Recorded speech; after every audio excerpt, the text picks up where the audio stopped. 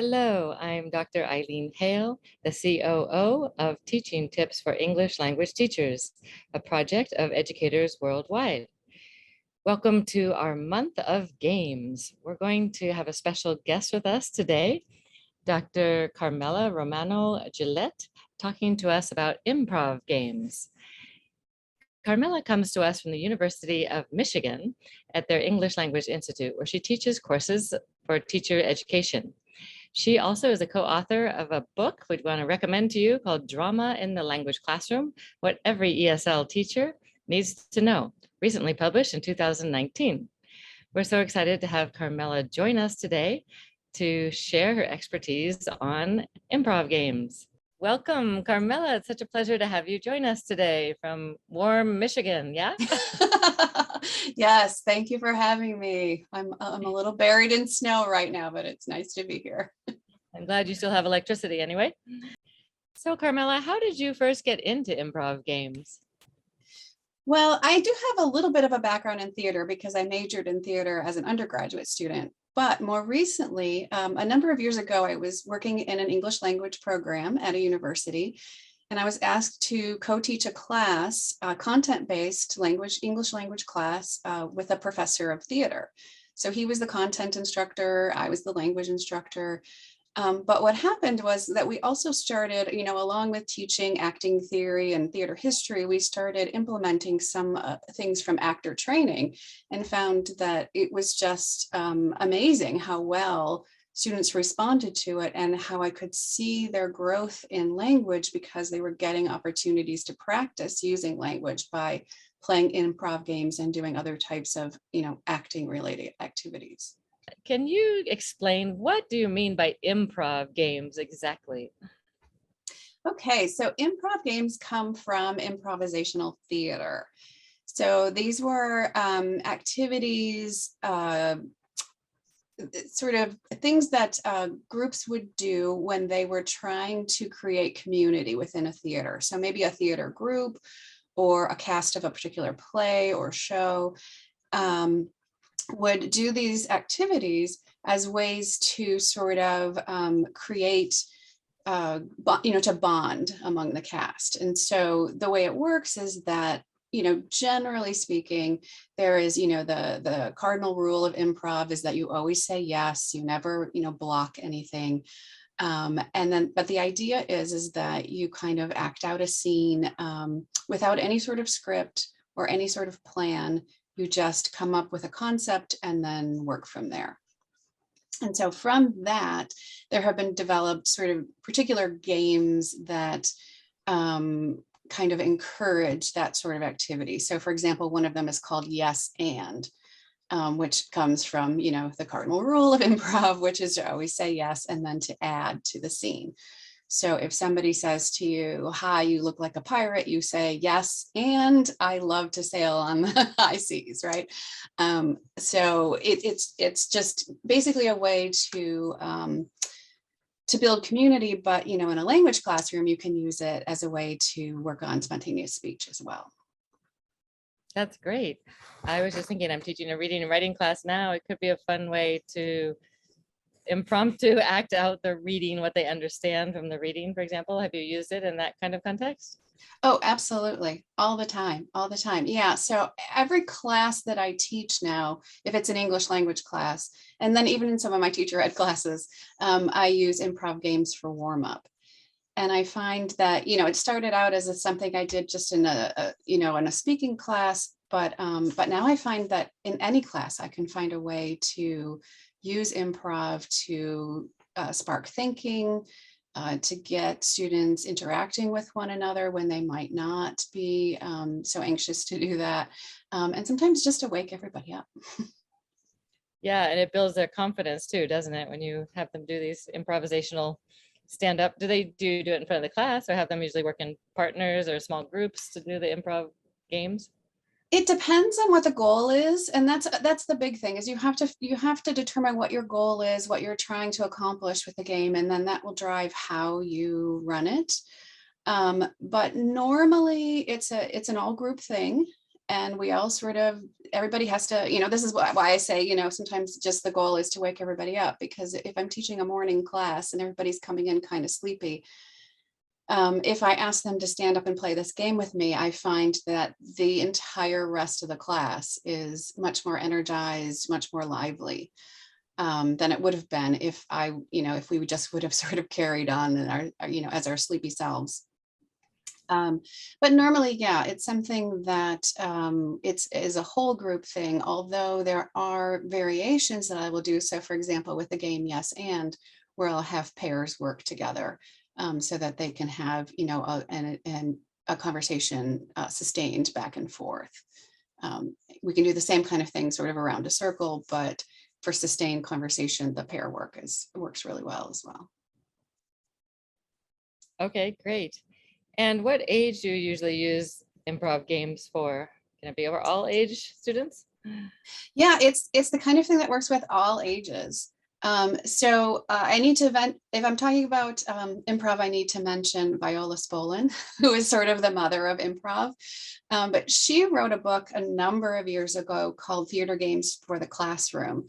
That was meant for work with elementary school age children. But if you do any sort of Google search on Viola Spolin, Improv Games for the Classroom, or any of those kinds of things, you'll find lots of YouTube videos and lots of websites where people are talking about the ways they've used improv games at all levels in all classrooms.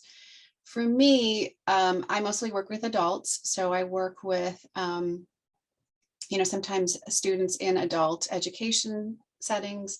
But my main job is at a university where I work with a lot of graduate students and very serious, PhDs in physics kind of graduate students. And so to ask them to get up and play a game with me can sometimes be a challenge. So what I find is that I have to set a purpose for them, and I have to explain from the start that there's a reason why we're playing this game. And even if I don't, reveal it right away, I let them know. And I also talk about the research behind it as well, because that's, that particular student population. With first graders, it's a lot easier, I think, to say, let's get up and play a game. But I have found that, if you set it up properly, you can get buy-in from just about any group. Okay, awesome. So we will include in our show notes also a link for Viola Spolin's information for you. Can you give us some examples of some improv games you use with your adult language? Absolutely. Yeah.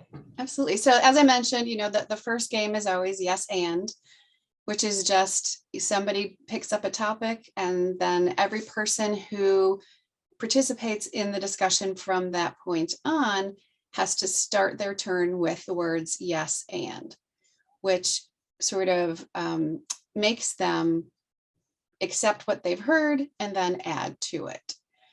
Can you give a quick example of that?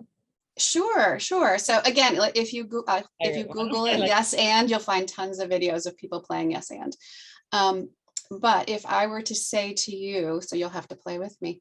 If I were to say to you, I think snow is the best thing in the world.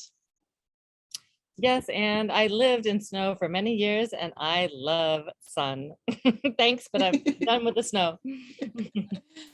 Yes, and sun can be great too. But you can't build a snowman without snow.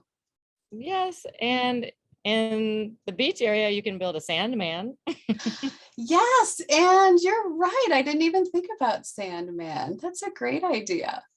So in other words, you just kind of go back and forth just like that. And then if you were a student of mine, I would encourage you to say, because I kind of set you up because I knew that you weren't a big fan of snow. But I would encourage you to sort of pretend that you were, and to find something, positive and yes to say about snow. Right. And you just made me think also, I think you could extrapolate this game into teaching conjunctions, right? Yes, and, or but, and teach those as part of the game, right? And having them practice those. Absolutely. What I will often do is we'll play a couple of rounds of yes and then I'll say, let's play no but, which is the same game, but, with, the next person starting with no, but. And what we find is that the game ends pretty quickly when we say no, but, right? That's interesting. Yeah. So we talk about how, those two, using those two different phrases can add or stop a conversation. But also, of course, then talking about the conjunctions themselves and that. Yeah. Great. Any other games you'd like to share with our listeners? Yeah, so along the same lines, there's a game called What Are You Doing?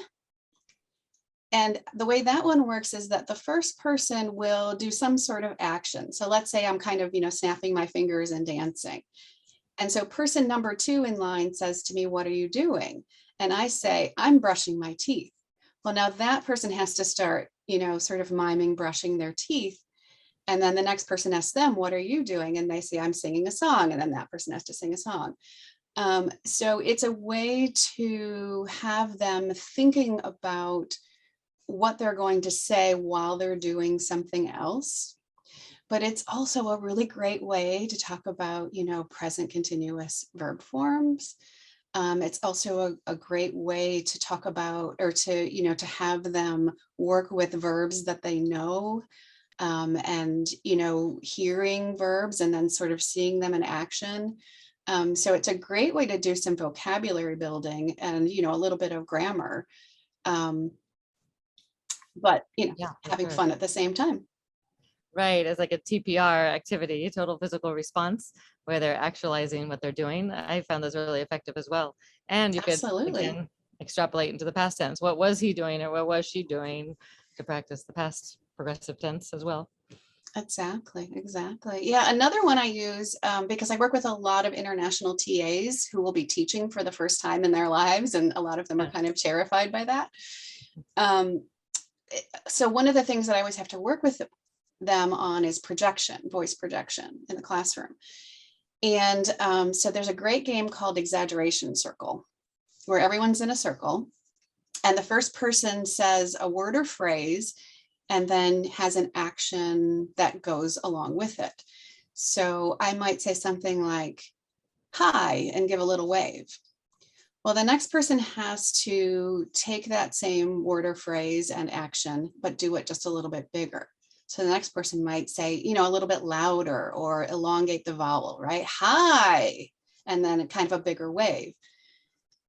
And then, as it goes around the room, everybody's having to make it a little bit bigger, a little bit bigger, a little bit bigger. And so sometimes people will add, hi, how are you? Or, they'll wave with both hands, but they all have to kind of figure out a way to make that bigger. And that's, as I said, a great way for them to practice projection, because they start to recognize this is what it sounds like when I'm saying it very small. Because sometimes, people on the other side of the circle don't even hear it at first because it's so small. Yeah, And then we idea. recognize once it gets bigger, what feels like appropriate volume and what doesn't feel like appropriate volume. Right. And it must add a lot of humor to the class, bring down the affective filter, right? That's yes. And that's a huge part of the whole thing, right? So we're playing these games, but it's almost impossible to do it wrong. Because it's improv. And so everything is accepted, everything is positive, everything is yes. And so it creates this space where students are building confidence, they're having fun, but they're also practicing and using language in a way that, they kind of can't do it wrong. And so they become much more willing to take risks. And then they also feel more supported. Yeah, there's so many benefits of improv games. So just to recap, since you've shared so much, what kind of advice would you give teachers that are newer to improv games to encourage them to dive in with a game in their class? Yeah, sorry. Yes, absolutely. I would encourage teachers, don't be afraid of improv. So one of the things about improv, as I keep saying, is that, you have to be open. You have to be open to the yes of improv. But as teachers, oftentimes we like to control the spaces in our classroom. This is an opportunity for you to let go of a little bit of that control and let students just be in that space. It's just a moment or two in your classroom, but I encourage you to do that because a lot of great things come from that. I agree 100%. And it really builds that community of learners in your classroom. And again, as we mentioned, which brings back down the affective filter, and they're apt to be much more engaged in your teaching when they have that safe feeling and feel like they're a community together and can laugh together and have fun and not be embarrassed to make mistakes, et cetera, right? Absolutely. They feel the support from me as the teacher and from one another. And it becomes a much better space for building confidence and practicing the language. Great. So the games you mentioned, we mentioned those 3 games again one more time for our listeners. Yes, and. Yes, and. What are you doing? You're doing, and. And Exaggeration Circle. Great. And we'll put those in our show notes as well, so you could look them up. One recommendation would be to Google them first and see examples, and maybe even show the examples to your students in class so they can kind of see what they're going to be asked to do, right? Before they're asked to do it, if it's the first time you're doing it. Mm-hmm. And I know you mentioned my book that Yes. I co-wrote with Derek McNish. I have to mention my co-author, but there's a couple of chapters in there with lots of explanations about using improv and those particular games. Wonderful.